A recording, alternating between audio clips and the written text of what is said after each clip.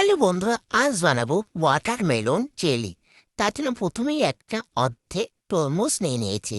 এবার এর ভিতর থেকে তরমুজের পুরো অংশটা বের করে নেব। তো দেখো, লাল অংশটা পুরো বের করে নিয়েছি তরমুজের। এবার এটাকে ভালো করে ব্লেন্ডারে পেস্ট করে ছেঁকে নেব, শুধু জলটা নেব। আর যে ছিপড়েগুলো আছে ওগুলো ফেলে দেবো।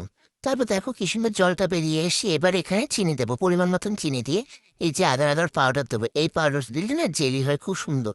তো এবার এটা দিয়ে ভালো করে নাড়িয়ে চাড়িয়ে 2 মিনিট রেস্টে রাখার পর কড়াইতে দেখো আমি ঢেলে দিচ্ছি।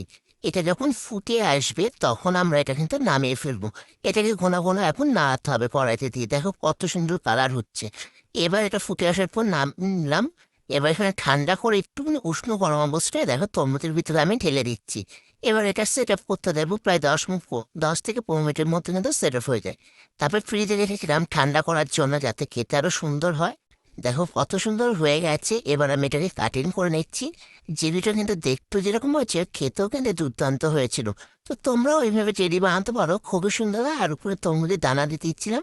তো আমরা খেতে লাগি আর তোমরা লাইক করে পাশে দেখো। টাটা, আজকের ভিডিও এই পর্যন্ত। আর হ্যাঁ, তোমরা কবে ট্রাই করছো?